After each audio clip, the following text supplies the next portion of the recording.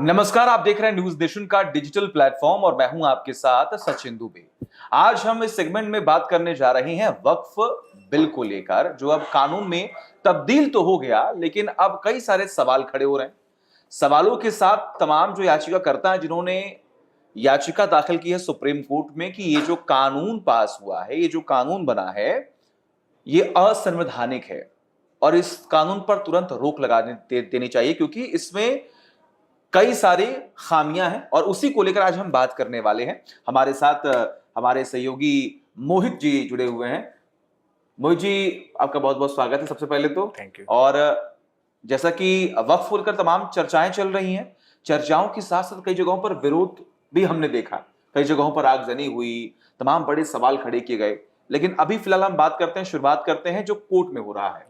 अब तक क्या जानकारी मिल पाई है, क्या कुछ हुआ है कोर्ट में? देखिए सचिन, कल पूरे दिन कोर्ट में सुनवाई हुई और आज खास अहम सुनवाई थी, क्योंकि आज कहा जा रहा था कि कोई फैसला क्या आ सकता है, लेकिन फिलहाल सुप्रीम कोर्ट ने पूरे मामले पर सुनवाई की और सुनवाई के बाद अभी जो है सरकार से तमाम सवाल किए हैं। उन्होंने 4 से 5 पॉइंट के वो जो सवाल हैं उसको लेकर सरकार से पूछा है कि आप इन मुद्दों पर क्या राय रखते हैं, क्या स्टैंड है सरकार का, और खास तौर पर ये बात कही गई है और वहां पर 5 दिन का समय दिया गया है।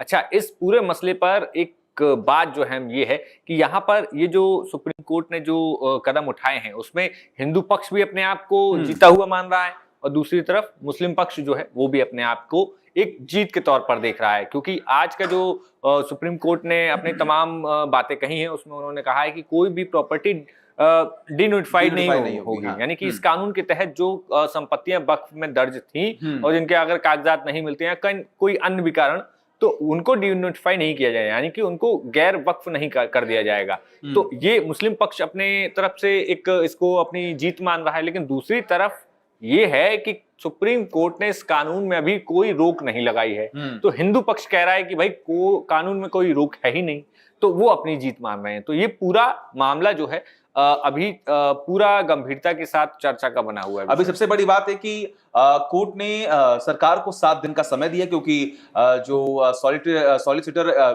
जो जनरल हैं तुषार मेहता, उनकी तरफ से समय मांगा गया था कि हमें 1 हफ्ते का समय दीजिए और हम विस्तार से एक रिपोर्ट बनाकर आपको देंगे। और उसके बाद कोर्ट ने कहा कि जो याचिकाकर्ता हैं वो भी अपनी बात रखेंगे और अगली सुनवाई मेरे ख्याल से 5 मई को होनी है, वो तारीख भी तय कर ली गई है।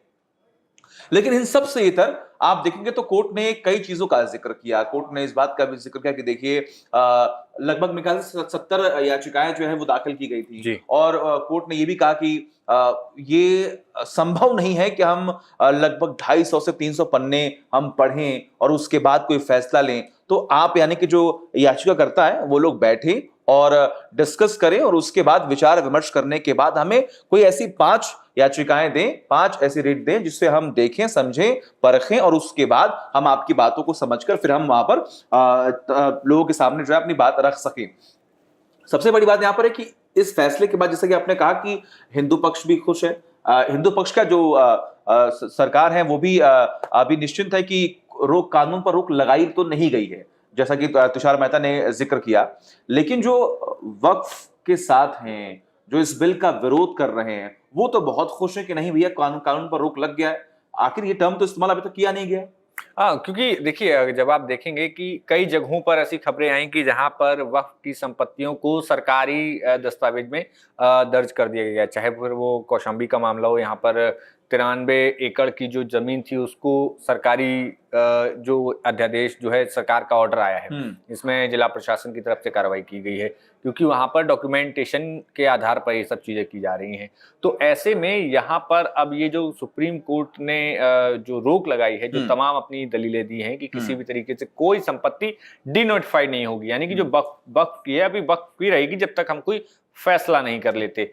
तो ऐसे में पक्ष जो है मुस्लिम पक्ष वो अपनी जीत मान रहा है। बड़ी बात यह है कि आज जब सुप्रीम कोर्ट में ये पूरी सुनवाई चल रही थी, उस पूरे दौरान सुप्रीम कोर्ट का जो कोर्ट रूम था वो पूरा खचाखच भरा हुआ था। लगभग 100-150 जो वकील थे वो कोर्ट रूम के अंदर थे और इतने ही लोग लगभग बाहर थे, क्योंकि ये पूरी जो लड़ाई है ये एक बहुत बड़ा फैसला होगा जो कि सुप्रीम कोर्ट की दहलीज पर पहुंचा है। सरकार ने अपना कानून बनाया, जबकि सरकार ने इस पूरे मसले को जब सत्र शुरू हुआ तो शुरुआती दौर में लाई थी। उसके बाद जेपीसी गठित की गई, जगदम्बिका पाल जो कि जेपीसी के अध्यक्ष थे।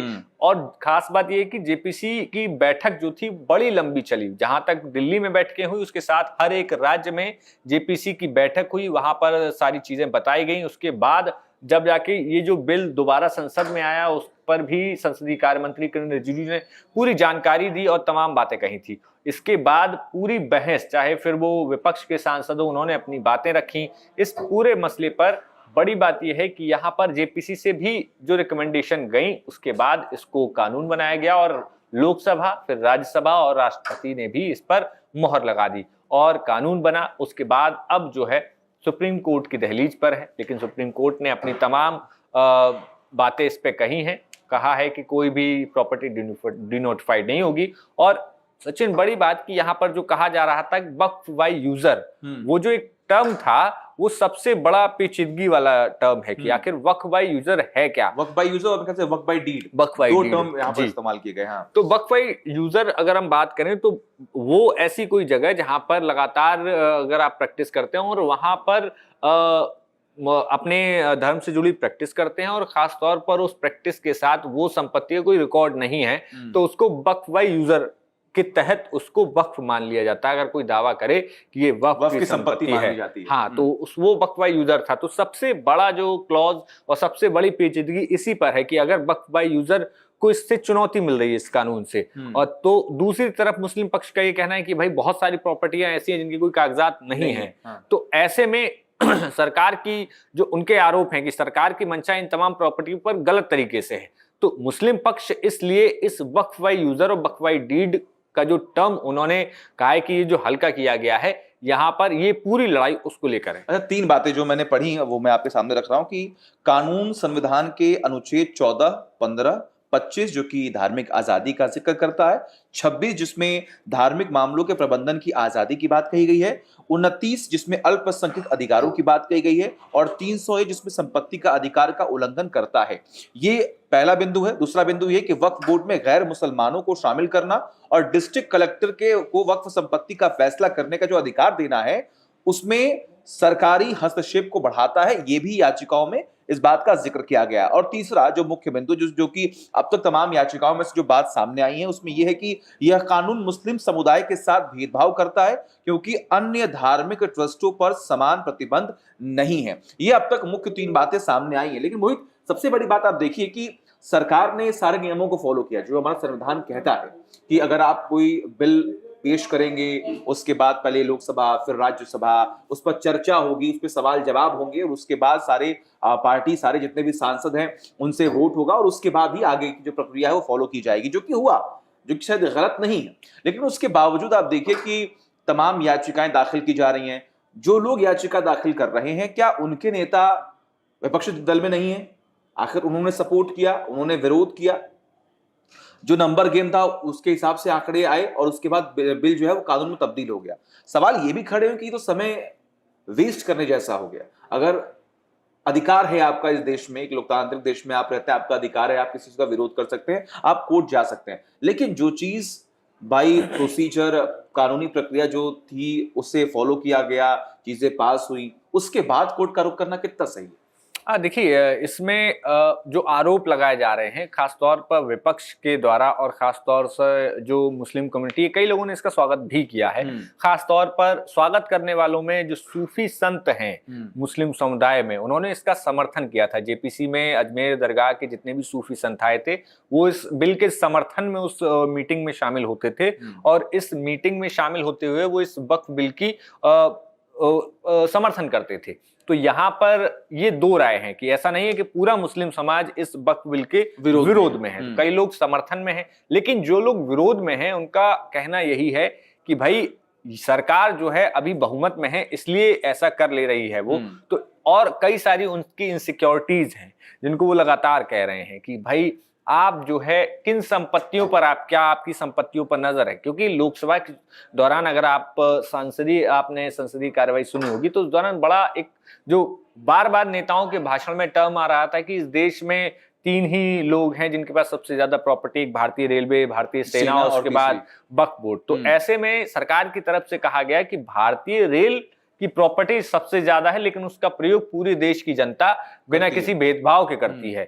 इसके अलावा भारतीय सेना की जो प्रॉपर्टी है वो भी पूरे देश के काम आती है, लेकिन वक्फ बोर्ड की जो संपत्तियां हैं वो एक बोर्ड के पास विशेष धर्म की और विशेष बोर्ड की संपत्ति है। तो वहां पर बड़ा सवाल जो है, यहाँ पर बहस का एक पॉइंट निकलकर सामने आया था। तो इस पूरे बहस के बाद अब यही बात है कि आखिर जब तुषार मेहता अगले 5 दिन बाद जो तमाम दलीलें देंगे, ये बड़ा दिलचस्प होगा कि आखिर उस दिन कोर्ट क्या कुछ नया आगे फैसला लेता है। वही सबसे बड़ी बात है कि कोर्ट ने इस बात का भी जिक्र किया कि उन्हें ऐसी जानकारी मिली है या फिर अपनी बातें जब रखी गई होंगी दलीलों में कि वक्फ ने गांव के गांव जो है वो अपने नाम कर लिए हैं, तो इसका भी विरोध जो है वो हुआ। और कोर्ट ने इस बात का भी जिक्र किया कि ऐसे ही जो मुख्य बिंदु हैं, ऐसे ही आप तब याचिकाओं में अपने पॉइंट्स लिखकर लाइए और कोई ऐसी 5 पॉइंट्स लेकर आई जिसपे हम बात जो है वो कर सके, चर्चाएं कर सके और उसके बाद कोई फैसला जो है वो हम दे सके। हालांकि ऐसा हुआ है, मेरे ख्याल से कई ऐसे एग्जांपल भी हमने पढ़े और देखे कि साउथ में कोई एक ऐसा गांव था जो पूरे गांव के गांव ही वक्फ ने अपनी संपत्ति जो है वो मान ली थी। क्लॉज ये वक्फ में ये इस चीज का विरोध हुआ कि अगर आपकी कोई संपत्ति है और अगर वक्फ ने कह दिया कि मेरी संपत्ति है तो आप कहीं जा भी नहीं सकते हैं।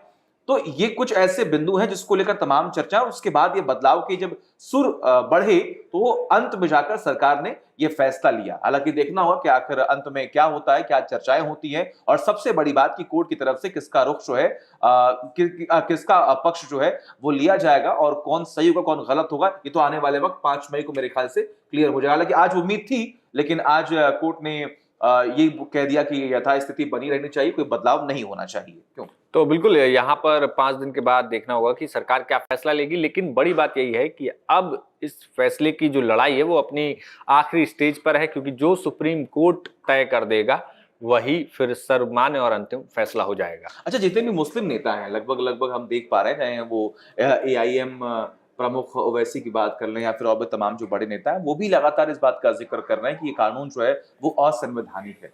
आखिर ये कानून असंवैधानिक कैसे हो सकता है? देखिए, तमाम दलीलें हैं। उनका कहना ये है कि आप हमारी धार्मिक स्वतंत्रता पर एक तरीके से डाका डाल रहे हैं, उनका आरोप है। क्योंकि ओवैसी हो चाहे तमाम विपक्ष के नेता, उनका कहना है कि जब किसी और धर्म के जो ट्रस्ट होते हैं उसमें किसी गैर धर्म का व्यक्ति नहीं हो सकता, तो आप वक्फ बोर्ड में गैर मुस्लिम को कैसे जगह दे सकते हैं। ये उनकी सबसे बड़ी दलील है कि आखिर आपकी मंशा क्या है, आप उसमें मुस्लिमों को रखिए, मुस्लिमों के अलावा गैर मुस्लिमों को रखने का क्या आपका क्या आपका तर्क है वहां पर। तो ये तमाम जो सवाल हैं, और यहीं से पूरा मंशा पर सवाल खड़ा होता है कि आखिर वक्फ को लेकर जो पूरा विवाद है, और आखिर वक्फ की जो प्रॉपर्टीज हैं, बड़ा मसला यही है कि कई जगह दस्तावेज नहीं है, और अगर दस्तावेज नहीं है तो दस्तावेज ना होना अपने आप में एक बहुत बड़ा सवाल नहीं, बहुत बड़ा बवंडर इसे कहा जाता है। और मुझे आज भी याद है, मेरे ख्याल से राज्यसभा में जब गृह मंत्री अमित शाह अपनी बात रख रहे थे तो उन्होंने कहा कि देखिए, हमें किसी विशेष समुदाय से कोई दिक्कत नहीं है, हमें दिक्कत है कि वक्फ में कुछ ऐसी जमीनें जिसका दुरुपयोग किया जा रहा है। उन्होंने भी एक स्टेटमेंट जो है कोट किया था, और उनके स्टेटमेंट को मैं यहाँ पर कोट कर रहा हूं। तो कई सारे ऐसे आप कह लीजिए कि प्रॉब्लम्स हैं या ऐसी बातें सामने आई हैं जिसके बाद ही सरकार ने यह फैसला लिया कि हमें इस बिल में संशोधन जो है करना होगा, कुछ बदलाव जो है वो लाने होंगे, और उसके बाद ये बदलाव की जो प्रक्रिया है वो शुरू। हालांकि आपको क्या लगता है कि ये बिल जो है वो कितना सही है, कितना गलत है, जो कानून में तब्दील हो चुका है, आपकी क्या राय है? और आने वाले वक्त में कोर्ट तक जो बातें पहुंचाई गई हैं, आखिर वो सही हैं या नहीं, आप भी कमेंट कीजिए। और एक बार फिर आपसे मुलाकात होगी अगले वीडियो में नए टॉपिक के साथ। तब तक के लिए अपना बहुत ख्याल रखिए और देखते रहिए news nation digital. News nation अब व्हाट्सएप पर खबरों के ताजा अपडेट के लिए न्यूज नेशन के इस QR कोड को स्कैन करें।